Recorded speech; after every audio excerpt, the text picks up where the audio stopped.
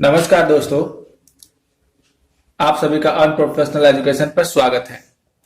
This is me Rajeev Ranjan Singh. ये मेरा short introduction है। यहाँ पर आप मेरे बारे में पढ़ सकते हैं। दोस्तों, इस वीडियो सीरीज में हम लोग क्राउन पब्लिकेशन की जो बिहार जनरल नॉलेज बुक है उसको कवर कर रहे हैं। और जो भी लोग बिहार रिलेटेड एग्जाम्स की तैयारी करते हैं उन्हें पता होगा कि यह बुक जो है कितना इम्पोर्टेंट है बिहार रिलेटेड किसी भी एग्जाम के प्रिपरेशन के लिए, क्योंकि इसमें बिहार रिलेटेड स्पेसिफिक तौर पे बिहार से रिलेटेड हिस्ट्री, बिहार की ज्योग्राफी, बिहार के इकोनॉमिक्स, आर्ट एंड कल्चर, सारे टॉपिक्स काफी डिटेल में इन सब्जेक्टिव फॉर्म में काफी अच्छे से कवर किए हुए हैं। तो इसी बुक को हम लोग तैयार कर रहे हैं, कवर कर रहे हैं। और हम लोगों ने अब तक एंशिएंट हिस्ट्री पूरा कंप्लीट कर लिया है और उसके बाद अब हम लोग मेडाइवल में बढ़ चुके हैं। मेडाइवल में भी हमने आधे से अधिक मेडाइवल जो है वो कंप्लीट कर लिया है और हो सकता है कि आज ये मेडाइवल का लास्ट लेक्चर भी हो। तो आज के इस लेक्चर में हम लोग मेनली फोकस करेंगे सूर डायनेस्टी के ऊपर। सूर डायनेस्टी का मतलब वही हमारे शेरशाह के बारे में यानी कि हम लोग मेनली आज शेरशाह के बारे में पढ़ेंगे। और अगर चैप्टर वाइज अगर बताएं तो चैप्टर का जो नाम है इस बुक के अंदर वह राइज ऑफ अफगान्स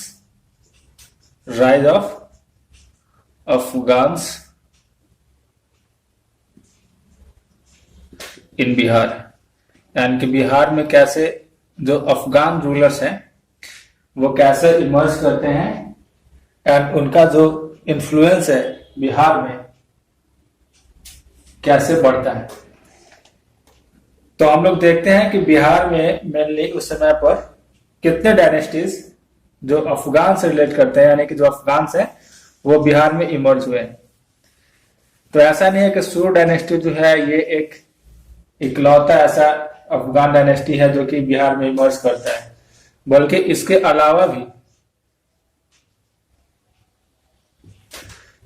दो और ऐसे डायनेस्टीज हैं, अफगान डायनेस्टीज, जो कि बिहार में इमर्ज करते हैं।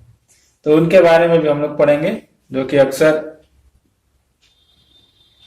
पीछे रह जाते हैं, उनके बारे में लोग पढ़ाई नहीं कर पाते हैं। तो हम लोग बात करेंगे आज। पहला है नुहानीज डायनेस्टी के बारे में। देखिए, अफगान रूलर्स का जो स्टैब्लिशमेंट है, अगर इस अफगान रूलर्स का अगर हम लोग बात करें कि शुरुआत कहां से हुई तो वो नुहानी डायनेस्टी से ही हुई। सबसे पहले अफगान डायनेस्टी के तौर पर नुहानी डायनेस्टी बिहार में इमर्ज करता है, बढ़ता है। जब नुहानी डायनेस्टी समाप्त होती है तब उसके बाद बिहार में सूर डायनेस्टी ऊपर आता है, ये इमर्ज करता है। और जब सूर डायनेस्टी डिक्लाइन कर जाता है तब उसके बाद कर्नानी डायनेस्टी जो है वो उभरता है। तो ये तीन मेन अफगान डायनेस्टी जो है वो बिहार में इमर्ज करती हैं और हमें मेडाइवल में इन तीनों के बारे में पढ़ना है।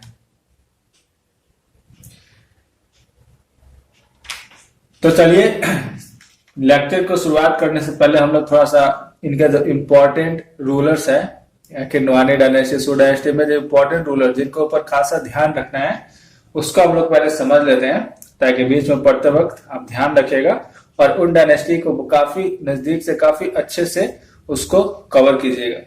तो नुहानी डायनेस्टी में चूंकि इसके जो फाउंडर है मुबारक खान नुहानी, तो ये तो अपने आप ही इम्पोर्टेंट हो जाते हैं क्योंकि इन्होंने इस डायनेस्टी को फाउंड किया था, इसके इस्टेब्लिशमेंट की थी मुबारक खान नुहानी। इसके बाद जो इम्पोर्टेंट नाम है इसमें वो है आपका दरिया खान नुहानी।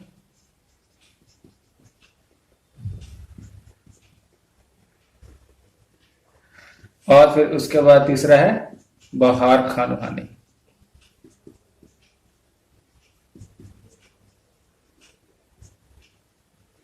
ये तीन इंपॉर्टेंट रूलर हम लोग नुहानी डायनेस्टी में कवर करेंगे।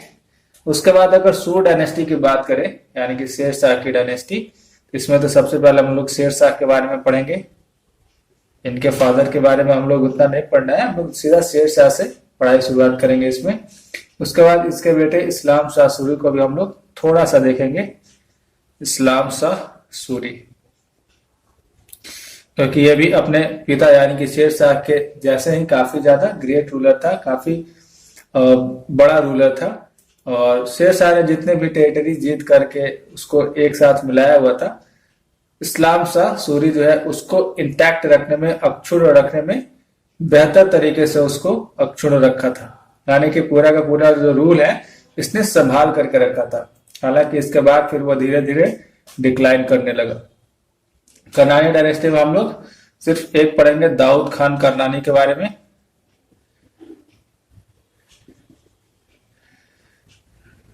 करनानी के बारे में पढ़ेंगे। देखो दोस्तों, वैसे अगर बात करें इंडिया में, अगर दिल्ली को एज ए सेंटर मान लें, तो इंडिया में जो मुगल रूल है वो लगभग 1526 में हो जाता है। यानी कि 1526 में मुगल रूल का एस्टैब्लिशमेंट, स्थापना जो है वो इंडिया में हो जाता है। बट अगर हम पर्टिकुलरली बिहार के बारे में बात करें कि बिहार कब मुगल रूल में शामिल होता है, मुगल रूल में कब ये मिलता है, तब वो 1526 इसका आंसर नहीं होगा, बल्कि 1576 में जाकर के बिहार जो है वो पूरी तरीके से मुगल रूल में शामिल हो जाता है। वो भी कब, क्योंकि इसके पहले अगर देखें तो इसके पहले आपका नुहानी डायनेस्टी रहता है, तो ये इंडिपेंडेंट रूल करते हैं। शेर शाह सूरी रहता है तो ये बिल्कुल इंडिपेंडेंट। इसके समय में तो ये तो पूरा इंडिया में रूल किया, यानी कि दिल्ली को इसने दिल्ली से बैठ करके रूल किया।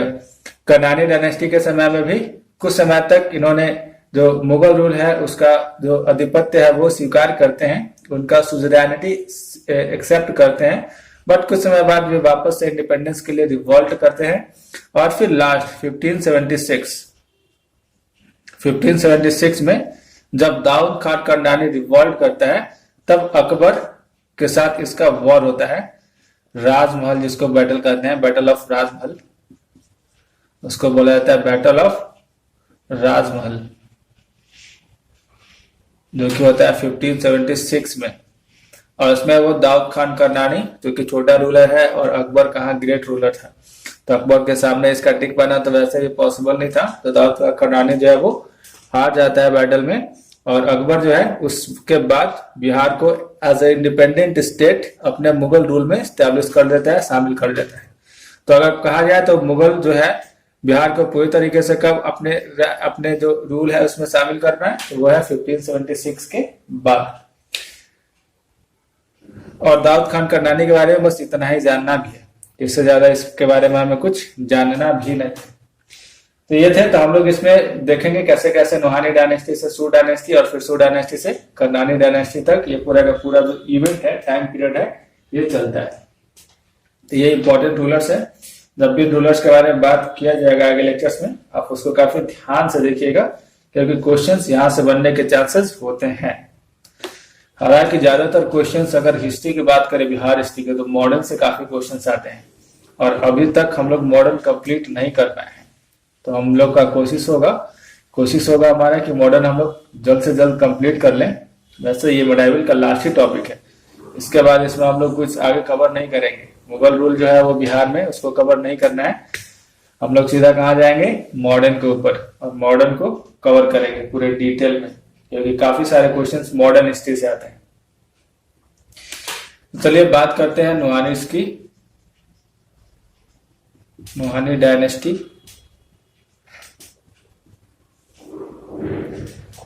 तो नुहानी की अगर बात करें तो इनका जो स्टैब्लिशमेंट है, यानी कि इनका जो फाउंडेशन अगर बात करें, जैसे इनका रूल जो है वो स्टैब्लिश होता है, तो उसके पीछे सार्की एंड लोधी का जो स्ट्रगल होता है, इसका काफी इंपॉर्टेंट रोल है। अब ये दोनों कौन हो गए, कहां से सार्की, ये लोधी क्या है? तो लोधी के बारे में तो सबको पता होगा। लोधी यानी कि लोधी वंश, लोधी डायनेस्टी, सल्तनत काल के कौन कौन से रूलर्स है इसके इंपॉर्टेंट लोधी डायनेस्टी के? बहलोल लोधी, सिकंदर लोधी एंड इब्राहिम लोधी, ये तीन इंपॉर्टेंट रूलर। और सार्की की बात करें तो ये कौन है? इसके बारे में बहुत कम लोग जानते होंगे, क्योंकि ये काफी कम, खासतौर पर जब आप बिहार के बारे में पढ़ेंगे तो ही इसके बारे में जिक्र मिलेगा, अदरवाइज इसका जिक्र इंडियन हिस्ट्री में कहीं भी नहीं मिलता है। जनरली जो कॉम्पिटिशन के लिए तैयारी करने होते हैं तो उसकी बात कर रहे हैं हम, तो उसमें नहीं होगा। तो आखिर ये सार्की कौन है? तो पिछला वीडियो जिन्होंने भी देखा होगा, पिछला 2 वीडियो जिसमें जो मैंने बनाया है, तो उसमें इसके बारे में जिक्र है। सार्की का अगर पूरी तरीके से नाम रखें तो ये है मलिक उस सार्की। मलिक उस सार्की, इसका मतलब होता है Lord of east, Lord of east. और ये जो टर्म कॉइन किया था, ये किया था इल्तुतमिश ने। देखिए बात ये है कि इल्तुतमिश ने जब वो बिहार को जीता था, जब वो उसने बिहार को जीता, तब बिहार में अपना इसने एक ऑफिशियल रखा, आप केयर टेकर के तौर पे समझ सकते हैं। और केयर टेकर के तौर पे जिससे भी इसने रखा उसको क्या कि he is the Lord of east, यानी कि वो पूर्व का राजा है, मालिक है, he is the Lord of east. और वहां से ये जो टाइटल है, एक्चुअल में लॉर्ड ऑफ ईस्ट यानी कि मलिक उस सार्की क्या था, ये टाइटल था। तो यहाँ से डायनेस्टी का धीरे धीरे रूप लेता है और वो डायनेस्टी स्टैब्लिश हो जाता है। डायनेस्टी के तौर पे अगर पूरी तरीके से स्टैब्लिश की बात करें, अगर डायनेस्टी के तौर पे जहां से ये काफी पावरफुल होता है, तो वो होता है मोहम्मद बिन तुगलक के समय में। मोहम्मद बिन तुगलक के समय में लगभग 13th सेंचुरी, यानी कि 14th सेंचुरी है, 1300 कुछ में।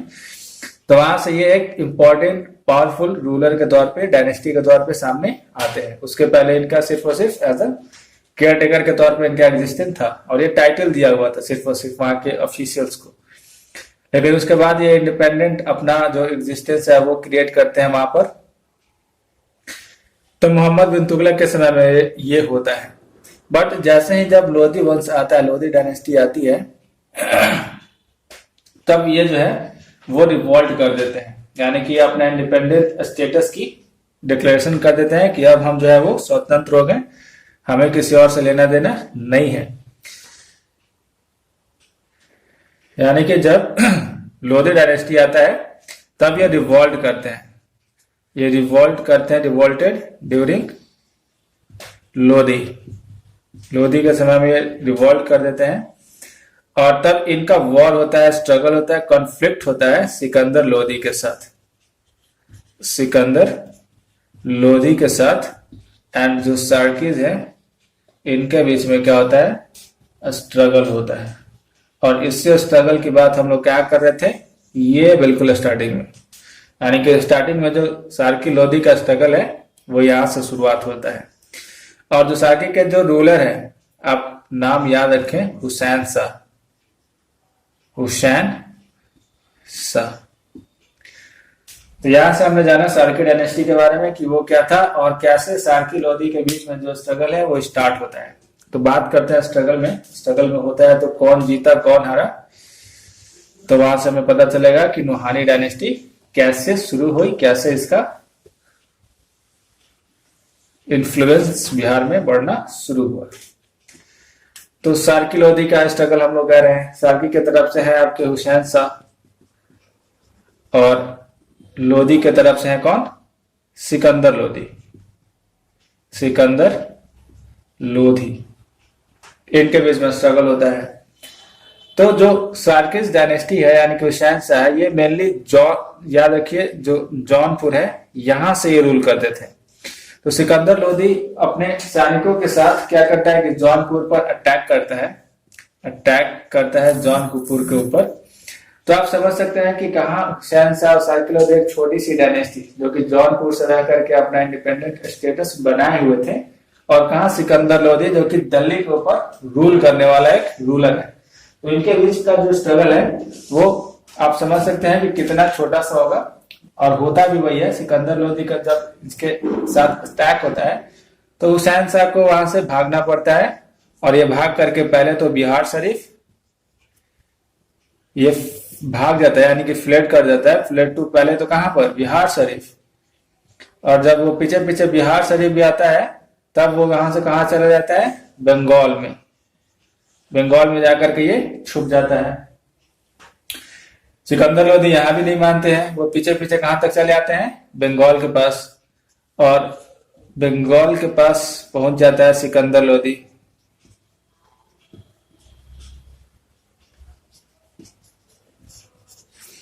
तब यहाँ पर साइकी डायनेस्टी के जो रूलर है हुसैन शाह और साथ ही साथ सिकंदर लोदी, ये दोनों बात करते हैं आपस में और यहाँ पर ट्रीटी कर लेते हैं। एक ट्रीटी हो जाता है किस चीज का, नॉन एग्रेशन का। नॉन एग्रेशन का ये लोग आपस में ट्रीटी कर लेते हैं और कहते हैं कि भाई तुम अपना बिहार जो है अपना रख लो, हमको बिहार नहीं चाहिए, और इधर जो बंगाल है इसके तरफ हम लोग को रूल करने दो, कोई समस्या इसमें नहीं आएगी। यानी कि ये लोग नॉन एग्रेशन की ट्रीटी कर लेते हैं हुसैन शाह और सिकंदर लोदी, और बिहार और बंगाल को अलग कर लेते हैं। बिहार को अलग और बंगाल को अलग कर लेते हैं। बंगाल के ऊपर ये जो हुसैन शाह है ये अपना रूल करता है वहां से रह करके, और बिहार के ऊपर सिकंदर लोदी अपना एक ऑफिशियल जो है वो बिठाता है। और इन दिनों के बीच का जो बॉर्डर है वो कौन सा होगा, ये लोग मुंगेर को एज अ बॉर्डर मानते हैं। मुंगेर क्या हो जाता है, बॉर्डर के तौर पे इसको मार्क कर दिया जाता है। ठीक है, मुंगेर जो है वो बिहार और बंगाल के आप देखें तो बिल्कुल तो नहीं बट बीच का सेंटर पड़ता है, और मुंगेर से रह करके पूरे जगह को कवर करना काफी आसान होता है बिहार और बंगाल के। इसीलिए पहले जो है मुंगेर को काफी समय तक और काफी बार जो है वो कैपिटल भी बनाया है। अलग अलग रूलर्स ने मुंगेर को अपना कैपिटल बनाया हुआ था। बट यहाँ पर मुंगेर जो है बिहार और बंगाल का क्या बनता है, बॉर्डर बनता है। और बंगाल में तो हुसैन शाह है, बट बिहार में अब लोदी क्या करेगा कि अपना एक केयर टेकर के तौर पर अपना एक ऑफिशियल यहाँ पर वो अपॉइंट करेगा। अब वो ऑफिशियल कौन होता है, तो वो ऑफिशियल होते हैं कौन, तो सिकंदर लोदी अपॉइंटेड किसको बताइए अगर पता है तो, अपॉइंट करता है दरिया खान नुहानी को। दरिया खान नुहानी, दरिया खान नुहानी को ये क्या करता है, अपॉइंट करता है as a caretaker of Bihar. Bihar के केयर टेकर के तौर पे दरिया खान नुहानी को ये अपॉइंट करता है। और यहां से अगर कहें तो नुहानी डायनेस्टी की शुरुआत भी होती है। यानी कि आप कह सकते हैं कि यहां से नुहानी डायनेस्टी की स्टार्ट नहीं लिखते हैं, इसको हम लोग क्या लिखते हैं, राइज लिखते हैं। राइज अच्छा वर्ड होगा, राइज ऑफ नुहानीस। तो यहां से नुहानी से क्या होती है, शुरुआत हो जाती है इसके बाद से। तो सिकंदर लोदी अपॉइंट करता है दरिया खान नुहानी को, और दरिया खान नुहानी जो है सिकंदर लोदी का जो आधिपत्य है यानी कि सुजरैनिटी है वो सुजरैनिटी स्वीकार करता है। अब उसी का ऑफिशियल है, उसी ने अपॉइंट किया है तो करना ही है, नहीं करेंगे तो फिर प्रॉब्लम हो जाएगी। तो दरिया खान नुहानी यहाँ से क्या होता है, बिहार के ऊपर रूल करना स्टार्ट कर देते हैं। अब समय बीतता है, समय बीतने के बाद सिकंदर लोदी के जगह पे उसके जो पुत्र हैं इब्राहिम लोदी वो रूल करने आते हैं। इब्राहिम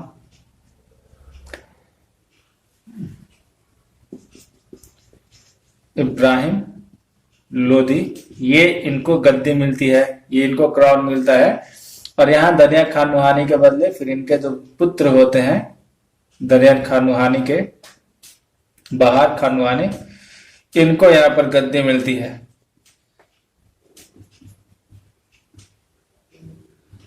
तो जैसे बहार खान नुहानी, अब तक क्या होता है कि दरिया खान नुहानी जो है उसका जो स्ट्रॉन्ग जो है होल्ड जो है बिहार के ऊपर काफी स्ट्रॉन्ग रहता है। उतने समय में भले ही सिकंदर लोदी के एज ऑफिशियल केयरटेकर के तौर पे काम करता है, बट अगर देखा जाए तो ये वर्चुअली अपने आप को इंडिपेंडेंट बनाना चाहता था। और उतने समय में इसने अपने आप को इंडिपेंडेंट बना भी लिया था बिल्कुल। हालांकि उसने उसके सिकंदर लोदी का सुजरैनिटी कह ले, आधिपत्य कह ले, उसको स्वीकार किया था, बट अपना जो काम है एज ए इंडिपेंडेंट रूलर के तौर पे ही वो कर रहा था। अब जैसे ही बहार खान नुहानी आता है और इधर सिकंदर लोदी की जगह पर इब्राहिम लोदी आता है, तो वही बात होती है कि चलो जो ट्रीटी थी वो हमारे पूर्वजों के बीच में थी, हमारे बाप और तुम्हारे बाप ने मिलकर के ट्रीटी कर ली, बट अगर हम जो है अब इसको नहीं मानते हैं। और अक्सर आपको देखने को भी मिलता है प्रैक्टिकल, यानी कि आज के टाइम में भी उन्होंने क्या किया वो समझा, मेरे समय में जो है वो हम अपने तरीके से उसको डील करेंगे। तो जैसे ही बहार खान नुहानी और इब्राहिम लोदी आते हैं तो बहार खान नुहानी कहता है कि अब हम आपका सुजरैनिटी एक्सेप्ट नहीं करेंगे और हम अपने आप को क्या करेंगे, इंडिपेंडेंट बनाएंगे। और ये अपने आप को इंडिपेंडेंट क्लेम कर देता है, अपने आप को इंडिपेंडेंट क्लेम करता है कि अब हम क्या हो गए, इंडिपेंडेंट हो गए। अब भाई इब्राहिम लोदी बिहार उसके अंडर में था जब तक उसके पिता थे यानी कि सिकंदर लोदी थे। अब जैसे ही आते हैं तो अब बिहार के जो रूलर है वो तो अपने आप को इंडिपेंडेंट कहने लगे, बहार खान नुहानी। तब इब्राहिम लोदी भाई कैसे इसको साइन कर सकते थे, नहीं कर सकते हैं, क्योंकि अगर देखा जाए अगर ये इसको अगर छोड़ भी देते हैं तो फिर इनके अंडर में जो अलग अलग रूलर्स हैं, अलग अलग जो टेरिटरीज है इनका, वहां के ऑफिशियल्स भी अपने आप को इंडिपेंडेंट डिक्लेयर करना शुरू कर देंगे। तब इनके लिए काफी प्रॉब्लम थी। तो इब्राहिम लोदी अब क्या किया, इनके ऊपर अटैक करने का प्लान बनाने लगे, प्लान टू अटैक बहार खान नुहानी। बट ये अटैक कर नहीं पाते हैं। प्लान तो करते हैं कि बहार खान नुहानी के ऊपर अटैक करना है, बट प्रॉब्लम ये है कि ये यहाँ पर अटैक कर नहीं पाएंगे। क्यों नहीं कर पाएंगे, जरा ध्यान दीजिए इसके ऊपर। तो अटैक नहीं करने का रीजन है, ये जो टाइम चल रहा है वो लगभग 1525-26 का समय चल रहा है, 1525 और 1526 का टाइम है। और इसी समय इंडियन हिस्ट्री का एक काफी इंपॉर्टेंट इवेंट होता है, याद कीजिए कौन सा है, हाँ बिल्कुल 1525 में इब्राहिम लोदी का वॉर होता है। किसके साथ, बेचारे तैयार रहते हैं कि हमको इधर बिहार में जाकर के अपना जो रूल है इस्टेब्लिश करना है, तब तक बाबर जो है वो अटैक कर देता है। इब्राहिम एंड बाबर के बीच में क्या होता है, वॉर हो जाता है, जिसको हम लोग क्या नाम से जानते हैं, बैटल ऑफ किसका, पानीपत। वो भी पहला battle, first battle of Panipat हो जाता है 1526 एडी में। अब जैसे ही यहाँ पे बैटल होता है इसके साथ, और यहाँ पर हमको पता है कि इब्राहिम लोदी जो होगा क्या होगा, हार जाएगा। इब्राहिम लोदी क्या हो जाता है, डिफीट हो जाता है, इसका हो जाएगा, यानी कि ये हार जाएगा। अब जैसे इधर इब्राहिम लोदी बाबर के साथ हारते हैं, बहार खान का एक्चुअल में बाहर आ जाता है, यानी कि उनका लाइफ जो है मान लीजिए क्या कि सेटल हो गया। अब वो समझेगा कि चलो मेरा तो मेन एनिमी है जिसके साथ हमको वॉर करना पड़ता, वो तो पहले ही क्या हुआ, बाबर से हार करके चला गया, यानी कि हमारा इंडिपेंडेंट क्लेम को अब रोकने वाला कोई है ही नहीं। और ये यहाँ से नुहानी डायनेस्टी की एक्चुअल में क्या करते हैं, वो फाउंडेशन यानी कि स्टैब्लिशमेंट कर देते हैं। यहाँ से नुहानी जो है डायनेस्टी वो एक इंडिपेंडेंट रूलर बिहार का बन जाता है। बट कहते हैं ना कि खुशी ज्यादा दिन तक नहीं टिकती, और वो भी जब फ्री का हो, तो यहाँ पर फ्री में इनको मिल गया, यानी कि बिना स्ट्रगल किए इब्राहिम लोदी के साथ इनको जो है वो क्या मिल गया, बिहार, पूरा का पूरा बिहार मिल गया। तो फ्री का चीज जो है वो ज्यादा दिन तो टिकती नहीं है, तो ये इनके साथ भी ज्यादा दिन नहीं टिकेगा, यानी कि बहार खान का जो बहार है वो ज्यादा दिन तक रहने वाला नहीं था। क्यों नहीं रहने वाला था, चलिए देखते हैं हम लोग इसको। तो समय होता है 1527 एडी का 1527 तक। तो बाबर जो आया था, बाबर ने इब्राहिम लोदी को हराया, और इब्राहिम लोदी को हराने के बाद बिना रुके वो पहले सोचा कि चलो दिल्ली मिल गया, अब बंगाल की ओर बढ़ते हैं, और वह बंगाल की ओर बढ़ना शुरू कर दिया। यानी कि 1527 में, यानी कि ठीक कुछ ही समय के बाद बाबर में एंड बहार खान नुहानी में क्या होता है, वॉर हो जाता है, जिसको हम लोग किस नाम से जानते हैं, बैटल ऑफ क्या, घाघरा, यानी कि घग्गर का जिसे बोलते हैं बैटल ऑफ घग्गर, या फिर बैटल ऑफ घाघरा, जो घाघरा नदी है जिसको यूपी में सरयू नदी के नाम से जानते हैं। तो बैटल ऑफ घग्गर में बाबर खान नुहानी एंड बहार खान नुहानी एंड बाबर के बीच में वॉर होता है। याद रखिए बहार खान नुहानी को टाइटल भी मिला हुआ था, इसको सुल्तान महमूद के नाम से भी जानते हैं, सुल्तान महमूद। तो अब तक अक्सर हमने बुक्स में पढ़ा था बैटल ऑफ घाघरा के बीच में कि बैटल ऑफ घाघरा किससे किसके बीच हुआ है, तो हमको पता था कि बाबर एंड अफगान्स के बीच हुआ है। हम लोग अक्सर यही तक पढ़ते थे कि बाबर एंड अफगान्स के बीच में बैटल ऑफ घाघरा हुआ था, या फिर कभी कभार बाबर एंड सुल्तान महमूद भी लिख देता था कि सुल्तान महमूद के बीच में हुआ था, बट ये अफगान से फिर सुल्तान महमूद क्या थे, किस डायनेस्टी के थे, क्या इनका हिस्ट्री रहा, एग्जिस्टेंस रहा, उतना ज्यादा न लुसेंट में पढ़ने को मिलता है ना अगर किसी ऑब्जेक्टिव वाले बुक में मिलता है। बट ये तो बिहार स्पेसिफिक है, यहाँ तो पढ़ने को मिल गया। तो चलिए हम लोग इसको अच्छे से देख भी लेते हैं। तो बैटल ऑफ घाघरा में क्या होता है, सुल्तान महमूद यानी कि बहार खान नुहानी और बाबर के साथ युद्ध होता है। और इसके बाद बहार खान नुहानी का जो बहार है वो लगभग अब खत्म हो जाएगा। यानी कि यहां से क्या होता है कि बहार खान नुहानी हो जाते हैं डिफीट, इनका हार हो जाता है, इसमें गॉट डिफीटेड। और बाबर यहाँ पर अपना जो रूल है वो स्टैब्लिश कर लेता है, यानी कि बिहार को वो जीत जाता है। और इसके बाद फिर वो बंगाल की ओर रुख करता है। यहाँ पर अब क्या होता है कि 1528 के लगभग में ये मर भी जाता है कि बहार खान नुहानी जो है वो उसका देहांत हो जाता है। बहार खान नुहानी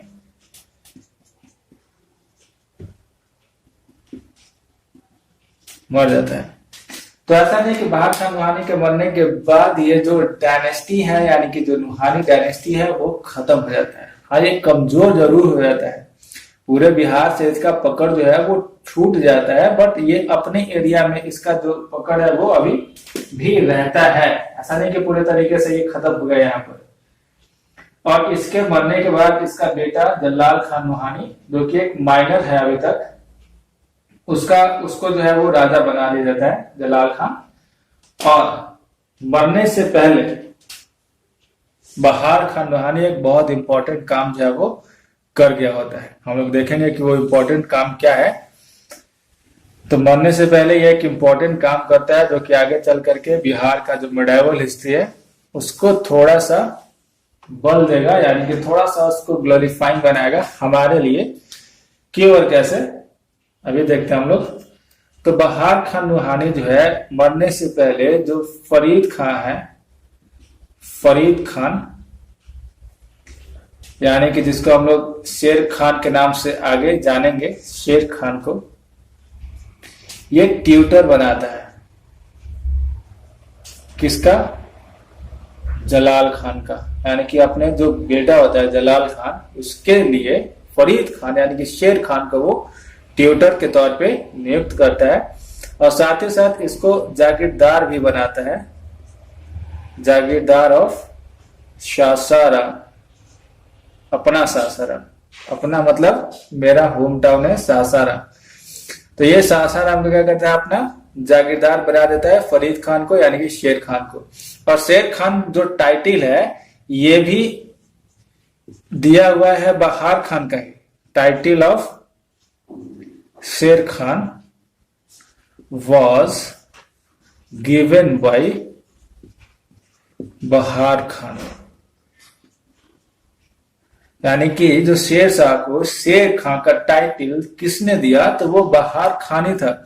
और इसके देने के पीछे का भी कारण है, रीजन है कि फरीद खान यानी कि जब वो फरीद के नाम से जाना जाता था तो फरीद खान ने क्या किया था कि एक ही तलवार के स्ट्रोक में यानी कि एक ही वार में शेर को यानी कि लायन को क्या किया था, दो भाग में काट दिया था, यानी कि उसके दो टुकड़े कर दिए थे। तो बहार खान ने जब इतना दिलेरी इतना साहस एक लड़के में देखा, एक युवक में देखा, तो उसने क्या किया, वैसे ये लड़के युवक नहीं थे बल्कि ये जो है सासाराम के जो पूर्व जागीरदार कह सकते हैं, यानी कि इनके पहले के हसन शाह सोरी, इनके पिता सासाराम के जागीरदार ही थे, तो ये उनके बेटे थे। तो नॉर्मल तो हुए नहीं क्योंकि जागीरदार के बेटे हैं, तो आम तो हुए नहीं, खास हो गए। तो इन्होंने जब शेर को दो टुकड़ों में काट दिया बिल्कुल, तो उसके बाद बहार खान नुहानी इनको शेर खान बुलाने लगे। फरीद खान के बदले क्या, ये तो शेर खान है, शेर को दो टुकड़े में काट दिए, तो शेर खान बुलाने लगे। और साथ ही साथ उसी समय इनको क्या हुआ कि जलाल खान का ट्यूटर यानी कि प्रशिक्षक नियुक्त कर दिए। तो चूंकि जलाल खान का संरक्षण के तौर पर शेर खान थे, तो इसीलिए जब बहार खान की डेथ हो जाती है, बहार खान का डेथ हो जाता है, आफ्टर डेथ ऑफ बहार खान, बहार खान के डेथ के बाद जो रूल है, एडमिनिस्ट्रेशन है,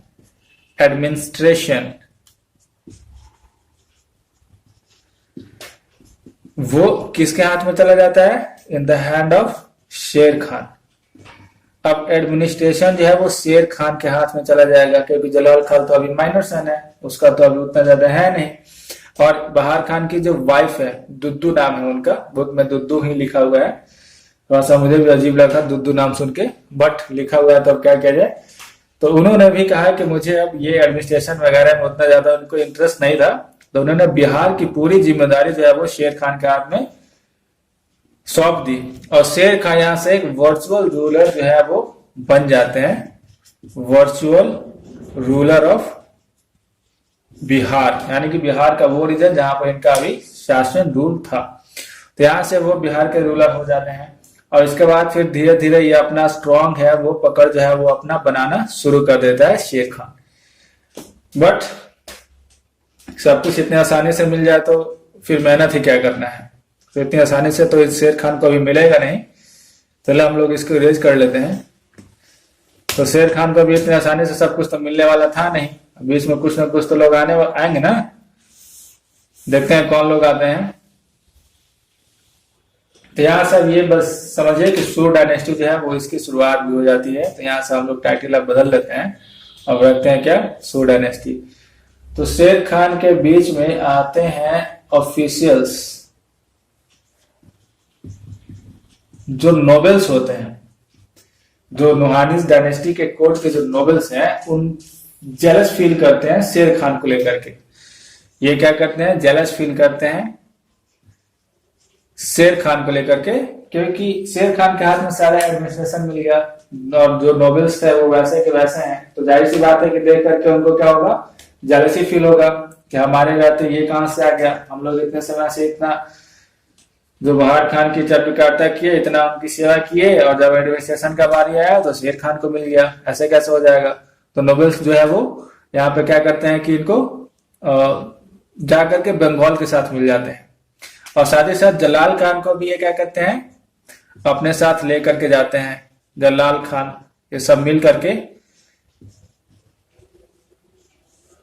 बंगाल के पास जाते हैं, reaches to Bengal to seek help. Bengal के पास, बंगाल में जाते हैं और बंगाल के जो रूलर होते हैं उनसे जाकर के मदद मांगते हैं कि हमें जो है वहां शेर खान के साथ आप वॉर कराइए, और वहां पे जाकर के हम क्या करेंगे, उसको हराएंगे और एडमिनिस्ट्रेशन वापस अपने हाथ में लेंगे। और चूंकि इनके साथ जलाल खान था, तो देखा जाए तो अगर ऑफिशियल किंग जो है, रूल जो है वो जलाल खान का ही था, तो वहां पर तो शेर खान ने जबरदस्ती जो है, मान लीजिए कि अब वहां पर उसको रूल मिल गया था। तो जलाल खान के साथ जाते हैं, तो बंगाल के जो रूलर होते हैं वो भी क्या करते हैं, इनके ऊपर अटैक कर देते हैं सारे मिलकर के। तो बंगाल के रूलर कौन थे, वैसे नुसरत शाह करके हैं, तो वो आप रूल कर रहे थे, तो उतना हम लोग नाम वगैरह में नहीं जाएंगे। तो बंगाल का जो है वो शेर खान के साथ क्या होता है, वॉर होता है। शेर खान एक तरफ और दूसरी तरफ है आपके जलाल खान और इनके नोबेल्स नुसरत खान,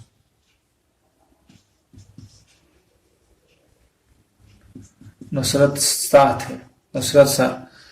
तो ये सब रहते हैं दूसरी तरफ। तो इनके बीच में वॉर होता है, और वो वॉर जो है जाना जाता है बैटल ऑफ सूरजगढ़ के नाम से, सूरजगढ़। तो बैटल ऑफ सूरजगढ़ के नाम से ये जाना जाता है बैटल। और इसमें क्या होता है कि इसमें शेर खान जो है, यानी शेर खान विक्ट्री कर जाता है, शेर खान जो है वो जीत जाता है, ये इमर्ज करता है विक्टोरियस के तौर पे, यानी कि ये जो बैटल है ये जीत जाता है। और उसके बाद अब जो शेर खान है, यानी कि शेर शाह, आगे चल करके जो शेर शाह बनेंगे, तो ये जो है अब इंडिपेंडेंट रूलर, एक्चुअल रूलर जो है अब ये बिहार के हो जाते हैं। तो अभी तक तो खैर अगर ऑफिशियल कहे तो वो जलाल खान थे, बट ये बैटल के बाद जब जलाल खान और इधर बंगाल को भी हरा देते हैं, तो यहां से ये बंगाल और बिहार के क्या होते हैं, रूलर हो जाते हैं। और इसी के बाद इनको टाइटल भी मिलता है। शेर खान को एक टाइटल मिल जाता है, वो टाइटल ले लेता है और वो टाइटल है हजरत आला, टाइटल ऑफ हजरत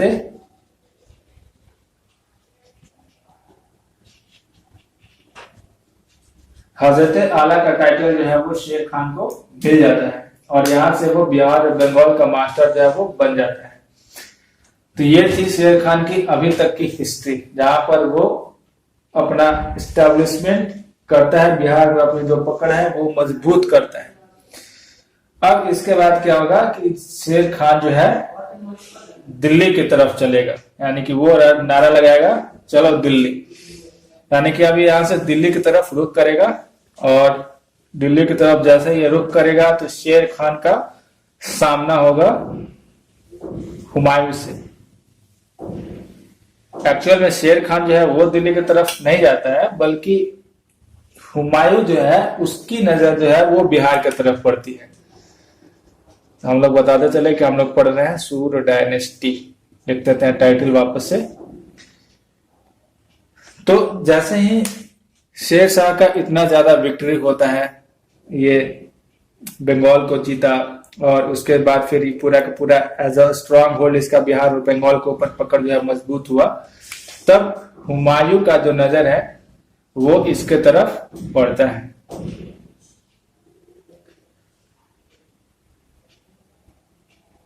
हुमायूं का जो अटेंशन है वो पड़ता है किधर, शेर खान की तरफ, कि ये एक रूलर कहां से निकल करके आ रहा है, अगर अभी कंट्रोल नहीं किया तो हो सकता है कि आगे चल करके मेरे लिए खतरा बन सकता है। खतरा बन नहीं सकता है बल्कि हुमायूं इसमें हारेगा। तो शेर खान की तरफ इसका अटेंशन जो है वो जाता है और यहां से हुमायूं जो है वो शेर खान के ऊपर अटैक करने का प्लान बनाने लगता है। बट शेर खान जो है, शेर खान ये डायरेक्ट कॉन्फ्लिक्ट अवॉइड करना चाहता था, डायरेक्ट कॉन्फ्लिक्ट जो है वो नहीं करना चाहता था।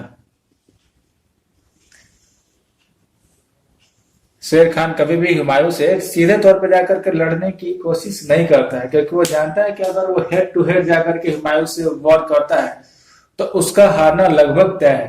क्योंकि हुमायूं के साथ चूंकि वो मुगल रूलर है और बाबर ने इतना अच्छा सैनिक, इतना अच्छा उसकी जो आर्मी है वो स्टैब्लिश किया है।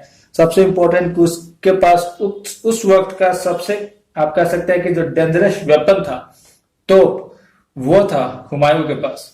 तो ऐसे में शेर खान का डायरेक्ट हुमायूं के साथ कॉन्फ्लिक्ट, डायरेक्ट हुमायूं के साथ अगर वो वॉर में जाता है तो शेर खान को पता था कि उसकी हार जो है वो निश्चित है। तो शेर खान अपना एक टैक्टिक्स लगाता है और काफी बेहतर टैक्टिक्स लगाता है, इतना बेहतर कि हुमायूं जो है वो पूरी तरीके से इस जाल में फंस जाता है, जिसके वजह से हुमायूं शेरशाह से हार जाता है। देखते हैं कि वो टैक्टिक्स क्या है। काफी बहुत अच्छा टैक्टिक्स हुमायूं यहाँ पर लगाएगा, सॉरी शेर खान यहाँ पर अपना अप्लाई करेगा। तो देखते हैं। सो दोस्तों हम लोग देखेंगे, बट ये नेक्स्ट पार्ट में होगा, क्योंकि नोटिफिकेशन आ गया मेरे मोबाइल से कि स्पेस जो है वो फिल हो रहा है। तो अब मुझे यहाँ पर ये वीडियो को लास्ट करना पड़ेगा। तो अगला पार्ट हम लोग देखेंगे और अगला पार्ट भी जो है वो ठीक इसके बाद अपलोड हुआ हुआ मिलेगा। ज़्यादा दूर आपको ज़्यादा देर आपको इंतज़ार नहीं करना है। तो हम लोग इस वीडियो में फिलहाल इतना ही करते हैं, अगले वीडियो में हम लोग इसको कंटिन्यू करते हैं। अगर आपको ये वीडियोस लेक्चर्स अच्छे लग रहे हैं तो आप इसको लाइक करें और शेयर करें। शेयर करना काफ़ी इंपॉर्टेंट है। लाइक करना तो खैर आप सेकेंडरी, आपको अच्छा लगा तो लाइक करना ही है, बट शेयर करना काफ़ी इंपॉर्टेंट है। आप इसको जितना ज़्यादा से ज़्यादा हो सके उतना ज़्यादा शेयर करें। और अगर चैनल पर नया है तो कृपया करके आप सबसे अनुरोध है कि इसको सब्सक्राइब कर लें, क्योंकि आप सब भी जानते हैं कि ये चैनल जो है वो नया है और नया चैनल है, और तो इसको आप लोगों की सपोर्ट की ज़रूरत काफ़ी अधिक है। तो आप लोग इसको पूरी तरीके से पूरे मन से सपोर्ट कीजिए, और जितना आप सपोर्ट करेंगे तो उतना मुझे मोटिवेशन मिलेगा। मैं अलग अलग तरह के कोर्सेज इसमें अपलोड करता रहूँगा। तो चलिए दोस्तों, बहुत जल्द मिलते हैं नेक्स्ट वीडियो में, और वहाँ पर हम लोग इसको कंटिन्यू करेंगे। तो मिलते हैं अगले वीडियो में, नेक्स्ट लेक्चर में। तब तक के लिए धन्यवाद, थैंक यू, शुभ रात्रि, और अपना प्रिपरेशन अच्छे